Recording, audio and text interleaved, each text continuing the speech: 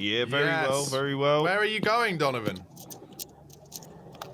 Yeah, sorry, just give me half a second. I'm just going to get somewhere quiet. Ugh. No problem. No worries. All right, beautiful.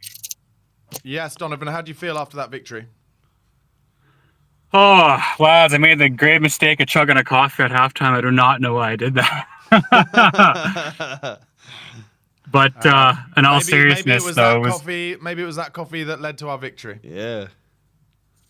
Oh man, whatever. Maybe Timo Werner had some of that cafe too, because that was what a game, man. And it's good to see him get that monkey off his back and get that goal. I mean, he could have had a hat trick, a bit of man of the match, but you take what you get and you pick your battles. But you know what they're gonna say? It was like a City B squad or whatever. But I don't care, man. You got to play what's in front of you. And now with City out of the cup, and we play the next Manchester club at home. I mean, the future's looking bright, man. That's it, Donovan. Line them up, right? Line up those Manchester sides. We'll knock them down one by one, no problem.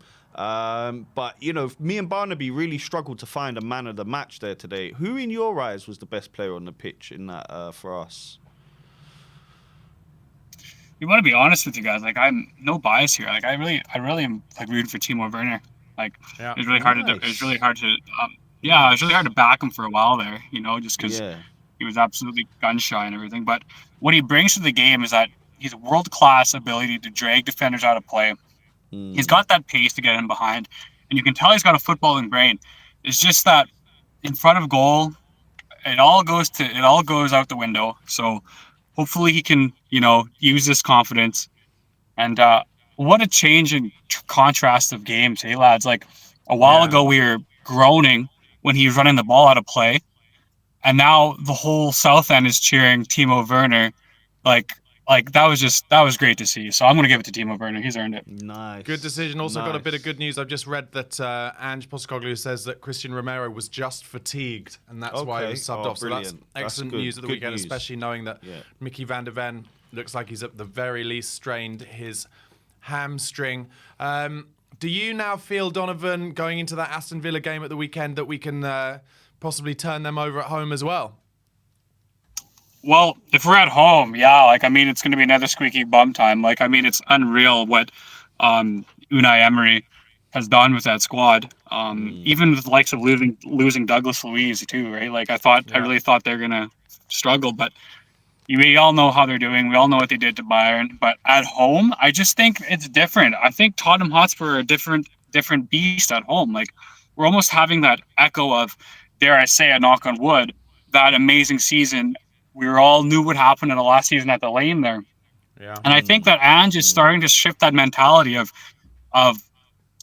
like a siege mentality of, okay, like, this is the one area where you talk about building blocks. Like, last year he introduced the high line and people have called it naive. Now we're adding the front press to the high line with a midfield screen. So now we're less susceptible into the ball behind. And now that the next thing I'm thinking he's adding is, like, make that home stadium a fortress. So I think it doesn't matter if it's Villa or whoever team comes to the Tottenham Hotspur Stadium, it's going to be really hard to beat us. We have one of the best infrastructures with amazing fans, but today we did it without Son, and that's huge. So I'm confident for Villa. It's going to be a battle, though. Don't get me wrong, guys. Like, it's going to be a tough game, but. You know. For sure. And that's such a great point, Donovan. We did that tonight. We beat Man City without Sonny. That is huge. Huge for our confidence. Huge for the young players. I just want to talk to you about some of the individual performances a little bit, Donovan. How do you feel Archie Gray got on for such a young fella there for you know, such an important game? How do you think he got on tonight?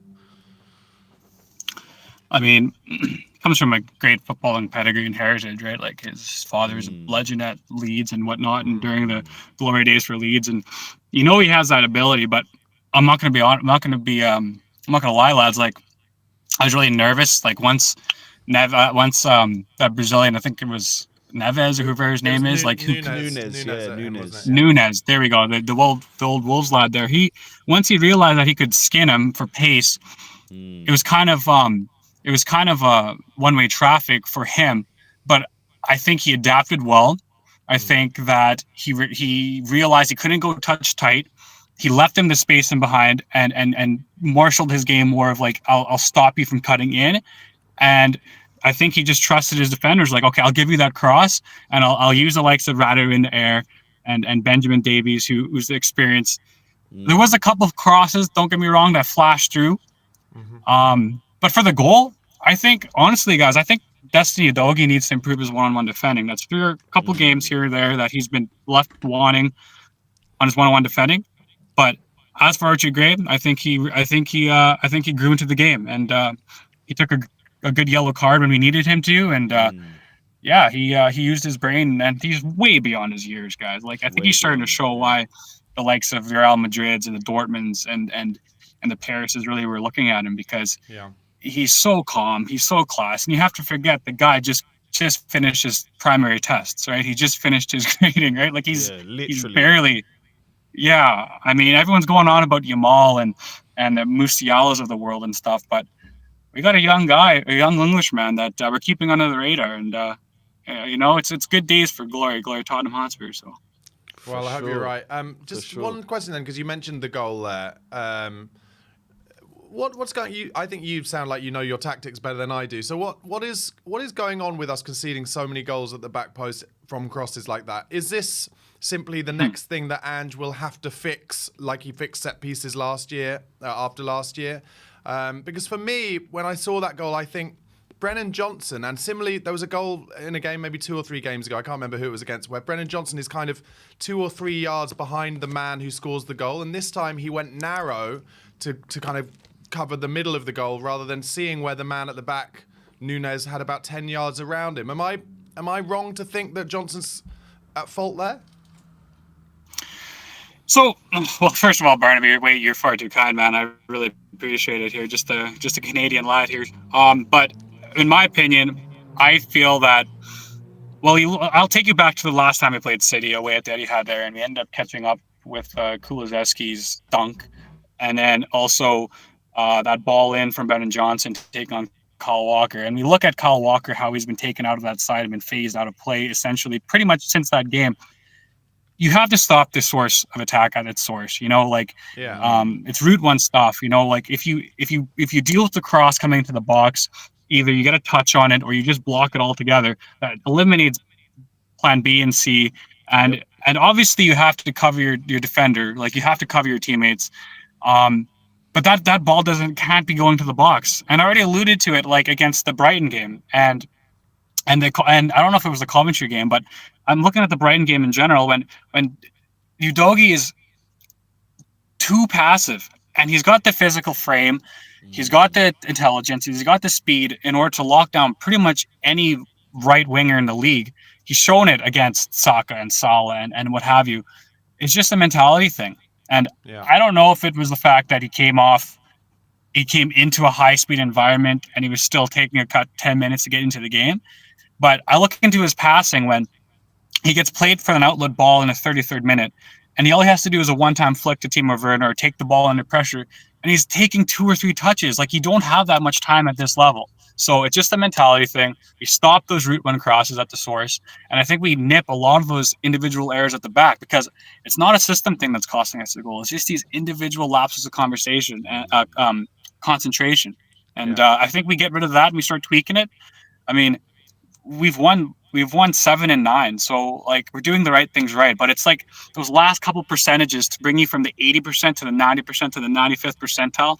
Those are the things, the little mistakes, the little tweaks, and it's a project, and Ange is working on it, right? So 100%. Yeah, it's very fine margins in these kind of games. And tonight we managed to get over the line somehow. Biss with a last little gasp minute clearance off the line to just get us, into that next round.